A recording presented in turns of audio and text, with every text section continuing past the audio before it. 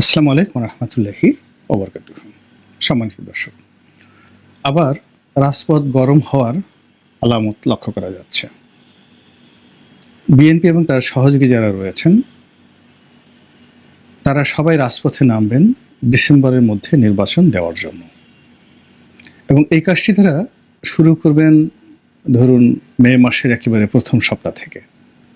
মে, June, July এবং August পুরো সময়টি তারা রাজপথ উত্তাল করে ফেলবেন, যেন ডক্টর মোহাম্মদ ইউনূস নির্বাচনের শিডিউল ঘোষণা করে ডিসেম্বরের মধ্যে নির্বাচন করতে বাধ্য হন।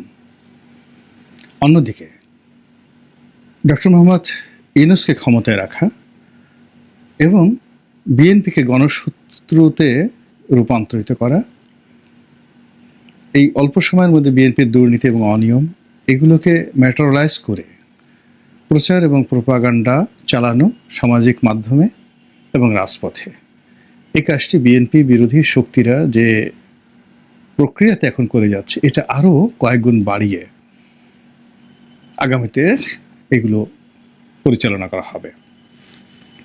এবং এখানে সামাজিক মাধ্যমে এই বিপ্লবটা হবে বেশিরভাগই সামাজিক মাধ্যমে। বিএনপির এই গত 7 মাসে যারা যারা যে অপকর্ম করেছে, অনিয়ম করেছে, দুর্নীতি করেছে, এগুলোকে 100 গুণ মাল্টিপল করে লিফলেট ছাপিয়ে বাড়ি বাড়ি ঘরে ঘরে পৌঁছে দেওয়া হবে।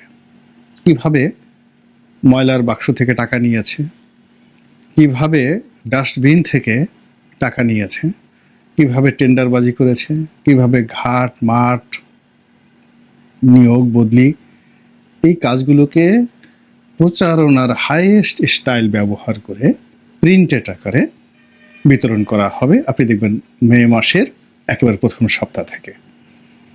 কারা করবে, কিভাবে করবে, এগুলো বলার দরকার নেই, আপনারা মাঠে দেখতে পাবেন। তারপর সামাজিক মাধ্যম, ফেসবুক, টুইটার, গুগল, এগুলোর মাধ্যমে বিএনপির ক্যারেক্টার অ্যাসাসিনেশন করার জন্য যা যা দরকার, কে এস আলম থেকে কত টাকা নিয়েছেন, এস আলম কাকে কাকে গাড়ি দিয়েছেন, তাদের সাথে কি কথাবার্তা হয়েছে, এই সকল কল রেকর্ড দেখবেন প্রচার হয়ে গেছে। এবং এর ফলে কি হলো, বিএনপির প্রথম সারির যদি 1 ডজন নেতার চরিত্র হনন করা যায়, তাহলে সঙ্গত কারণে বিএনপি যারা মাস পিপল রয়েছেন বা সমর্থক রয়েছেন, তারা এই সকল নেতাদের প্রতি বিশ্বাস হারিয়ে ফেলবেন, আস্থা হারিয়ে ফেলবেন, এবং তাদের ডাকে কেউ আসবে না। এরকম একটা পরিস্থিতি তৈরি করা হবে সামাজিক মাধ্যমে। এবং একই সঙ্গে আপনারা জানেন যে সামাজিক মাধ্যমগুলো, পশ্চিমা দুনিয়ার যে সামাজিক মাধ্যমগুলো, এগুলো এখানে পয়সা দিয়ে অনেক কিছু করা যায়। যেমন ধরুন ফেসবুকে আপনি একটা স্ট্যাটাস দিলেন, নর্মালি স্ট্যাটাসটি 5,000 লোকের কাছে গেল, কিন্তু আপনি যদি টাকা খরচ করেন এটিকে আপনি 5 কোটি লোকের কাছে পৌঁছে দিতে পারবেন। তো বিএনপি বিরোধী যারা শক্তি রয়েছেন তারা এরকম চমৎকার একটা কন্টেন্ট তৈরি করে, সেটা ভিডিও হোক, অডিও হোক, স্টিল কোনো ছবি হোক, যা কিছু হোক, সেগুলোকে বারে বারে দেশে এবং দেশের বাইরে জায়গা মতো পৌঁছে দেওয়ার জন্য যে টেকনোলজি দরকার, যে বিনিয়োগ দরকার, যে স্ট্রাকচার দরকার, সব জিনিসগুলো তাদের হাতে রয়েছে। সেগুলো বিএনপি যে রাজপথে নির্বাচনের জন্য আন্দোলন করবে তার এগেনস্টে এই নির্বাচন পিছিয়ে দেওয়ার জন্য, সংস্কার চালু রাখার জন্য এবং ডক্টর মোহাম্মদ ইউনূসকে দীর্ঘমেয়াদে ক্ষমতায় রাখার জন্য এই কাজগুলো তারা করবে সামাজিক মাধ্যমে।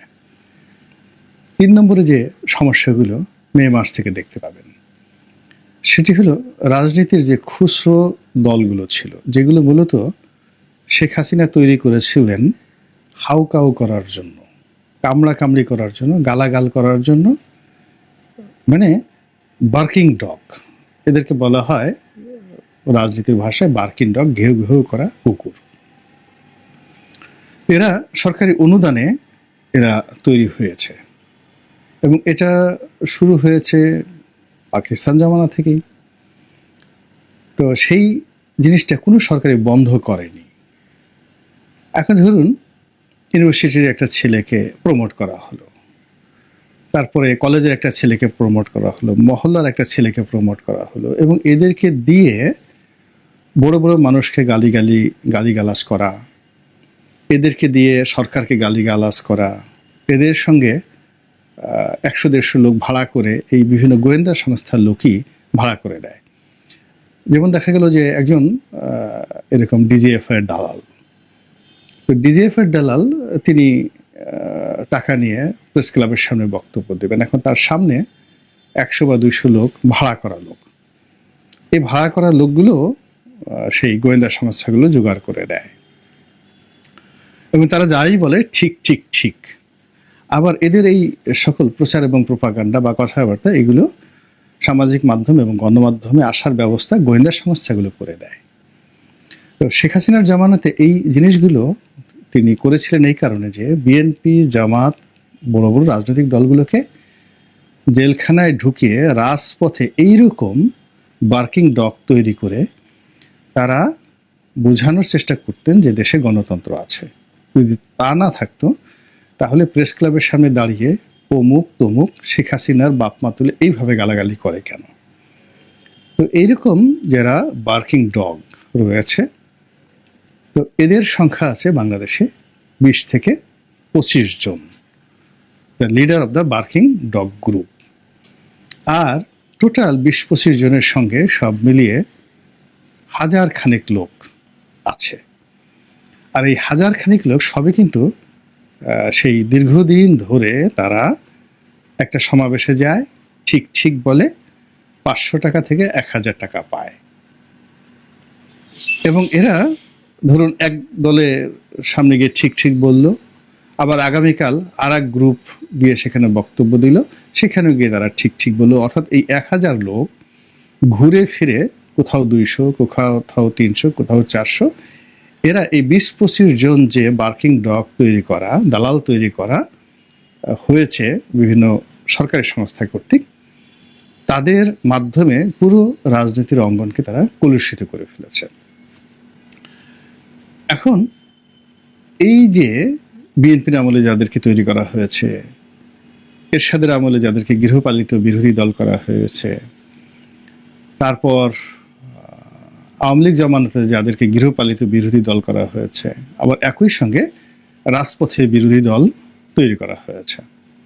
এরকম আপনি ধরুন বিএনপির অ্যাগেনস্টে তৎকালীন ডিজিএফআই একজন মানে টাউট প্রকৃতির ছেলেকে আনলো এবং নাম দিল নতুন বিএনপি।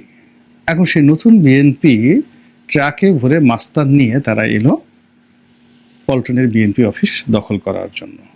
এখন সেই দালালটি নেই, এই মুহূর্তে নেই, কিন্তু ওই দালালের মতো এরকম অন্তত বললাম যে 20 থেকে 25 জন দালাল রয়েছে। এদের মধ্যে কেউ পাঞ্জাবি পাজামা পরে, এদের মধ্যে কেউ স্যুট কোট পরে, এদের মধ্যে কেউ রিবন চশমা পরে, এদের মধ্যে কেউ বাড়িধারাতে থাকে, এদের মধ্যে কেউ গুলশানে থাকে, এদের মধ্যে অনেকে বস্তিতে থাকে। কিন্তু এদের মূল চরিত্র হলো যে তারা সবসময় দেশি এবং বিদেশি গোয়েন্দা সংস্থার পয়সা নিয়ে কাজকর্ম করে। জুলাই আগস্ট বিপ্লবের পর এইরকম এই যে যারা গোয়েন্দা সংস্থার যে গ্রুপটি, এরা মিশে গেছে 3-4টি গ্রুপের সাথে। অর্থাৎ 20 থেকে 25 জন লোক, এক গ্রুপ মিশে গেছে হয়তো জামাতের সঙ্গে, আর এক গ্রুপ মিশে গেছে বিএনপির সঙ্গে, আর এক গ্রুপ হয়তো মিশে গেছে ডক্টর মোহাম্মদ ইউনূসের সঙ্গে বা এনসিপির সঙ্গে। এখন এরা মানে কি হয়, আপনি গ্রামে যখন দেখবেন যে পানি ঘোলা হয়, সেই ঘোলা পানিকে ঘোলা করার জন্য কিছু হাঁস, তারপরে এই সমস্ত প্রাণী ছেড়ে দেওয়া হয়। অনেক সময় মানে পানির সঙ্গে কাদা করার জন্য সেই পানির মধ্যে কিছু গরু, কিছু ছাগল, কিছু মহিষ, এইগুলো ছেড়ে দেওয়া হয় গ্রাম বাংলাতে, ওই মানে কাদাকে আরো লেপ্টে দেওয়ার জন্য।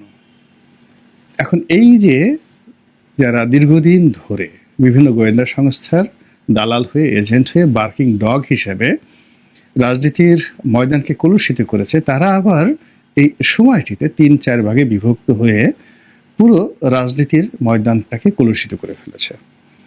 এবং এরা জামাতের কথা গিয়ে বিএনপির কাছে বলছে, বিএনপির কথা গিয়ে জামাতের কাছে বলছে, বিএনপির কথা গিয়ে ইউনূস সাহেবকে বলছে, ইউনূসের কথা গিয়ে আবার বিএনপিকে বলছে। সব মিলিয়ে এটা কনফিউশন।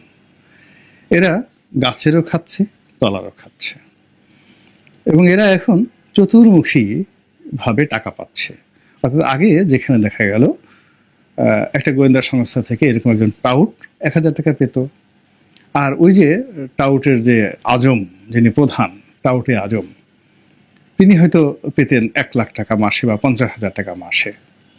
এটা অবস্থা অনুযায়ী নট মোর দ্যান 1,00,000, 1,00,000 টাকার বেশি কেউ পেতেন না মাসে। এদেরকে একটা মান্থলি মাসোয়ারা দেওয়া হতো, এবং গণজাগরণ মঞ্চ বলেন, হেফাজত বলেন, এই সকল আন্দোলন দমন করার জন্য, বিভ্রান্ত করার জন্য এরকম অসংখ্য, মানে যাদেরকে মাসে 50,000 থেকে 1,00,000 টাকা দেওয়া হতো, দ্য সুপ্রিয়ার টাউট।